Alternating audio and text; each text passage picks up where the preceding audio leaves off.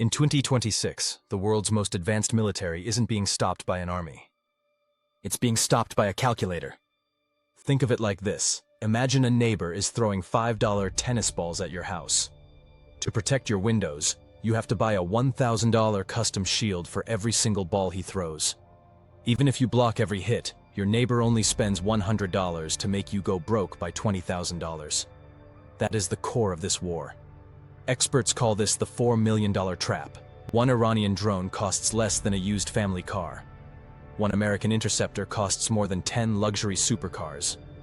This isn't a dogfight. It's an economic chokehold with a hard expiration date, April 1st. This is an Axis News special investigation. The strategy, data, the target, the truth. If this data matters to you, signal the algorithm by hitting the like button now. Let's get back to the numbers. In this calculated projection, a drone doesn't even need to hit a building. It just needs to land in a parking lot. Why? Because the moment safety is gone, insurance rates explode. Projections show that if shipping premiums double, the regional economy bleeds $4 million every single minute. The war ends not when the city falls, but when it's too expensive to keep the city open. Here's the factual thing they aren't talking about. Lockheed Martin delivered 620 Patriot missiles in 2025.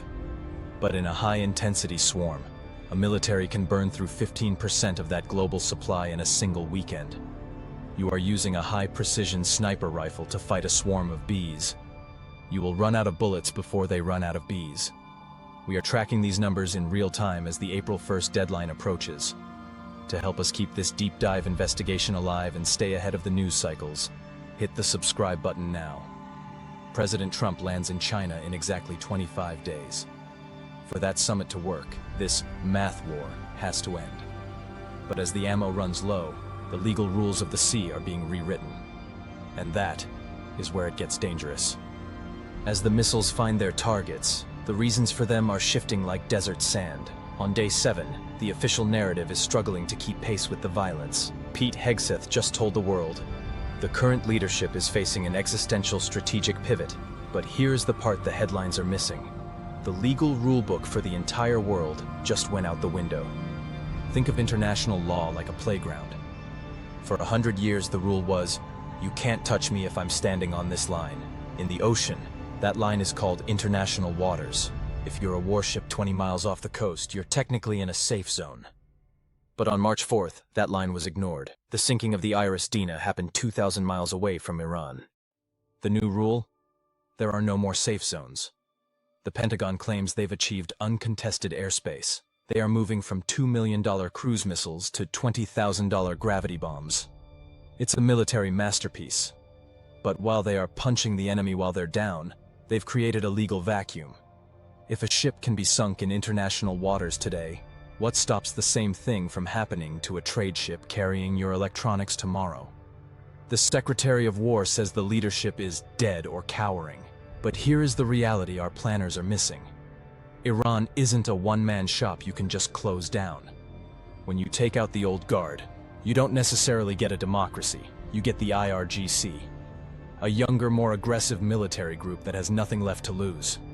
We aren't ending the threat, we're removing the person who had the keys to the brakes. This legal vacuum is the biggest risk to global trade and energy prices. We are documenting every shift in these new rules as they happen. Now, let's get to the strategic economic dislocation. The US controls the skies, but Iran still controls the Strait of Hormuz. 20% of the world's energy flows through a door that is about to be slammed shut. And when that door closes, the math of the war becomes a math of systemic supply chain freeze. The US has the best planes. They have the best missiles. But Iran has something better: geography. While the world is watching the explosions in Tehran, the real war is being fought in a strip of water only 21 miles wide. It's the world's throat, and Iran just put their hand on it. Think of the global economy like a massive mall. The Strait of Hormuz is the only exit for 20% of the world's energy. Now imagine someone parks a truck across that exit. You don't have to burn the mall down, you just have to stop the people from leaving. That is the strategy behind Operation Epic Fury. The moment that exit closes, the price of everything inside the mall doubles. In this analytic projection for March 2026, the math of the war hits the gas pump. 21 million barrels of oil pass through this strait every single day. If Iran sinks just one tanker or drops a few $5,000 mines, the insurance companies won't let ships pass. When the ships stop, our models show a potential scenario where gas stations run dry in 72 hours. This isn't just a military defeat, it's a total logistical gridlock. This is why the April 1st deadline is so critical. China is the world's largest importer of Iranian oil. If the strait stays closed, China's factories stop. If China's factories stop, the US economy loses its supply chain. President Trump isn't just going to Beijing for a handshake. He's going there to stop a global Great Depression. The strategy is clear. The war has exactly 20 days left to end, or the mall exit stays blocked forever. We are tracking the movement of every tanker and every diplomatic cable leading up to the April 1st summit. If you want to know if the mall exit is opening or closing before we see record-breaking energy volatility hit the markets, the math is failing. The law is gone. The economy is shaking. But there is one final wild card that no one saw coming, a technology that was supposed to be impossible until yesterday. And it's currently flying toward the Fifth Fleet. While Washington was counting missiles and the world was counting oil barrels, something changed on the radar.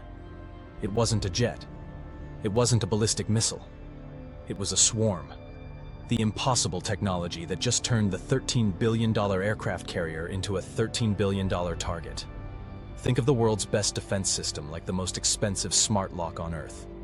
It's unhackable, unpickable, and made of steel. But then, someone finds a way to open it using a $1 magnet. That magnet is AI-driven swarm saturation. You don't have to break the lock, you just have to confuse it so much that it stays open for everyone. In this final analytic projection, the math of the war reaches its final form. Iran has successfully deployed swarm logic, 1,000 drones, costing less than a single jet, attacking from every angle at once. The US defense can hit 99% of them, but in a swarm, 1% is enough. If just 10 drones hit the flight deck, the carrier is mission killed. In 2026, the era of big ship diplomacy isn't being ended by a superpower. It's being ended by a $20 million swarm. This is how the war ends. Not with a mushroom cloud, and not with a surrender in Tehran. It ends with a grand bargain. On April 1st, the math finally forces the hand of the White House. To keep the global mall open and the supply chains moving, the US and China agree to a new maritime reality. Iran stops the drones, the US stops the shock and awe, and the world accepts a new multipolar Middle East. We spent 8 minutes breaking down the strategy that the news cycles refused to touch. We followed the math while they followed the noise. If you want to be the one who understands the next global shift before it happens, you need to be subscribed to this channel. Hit the button, join the community, and let's keep the data moving. Because in 2026, information isn't just power, it's survival. The math doesn't lie. Sleep well.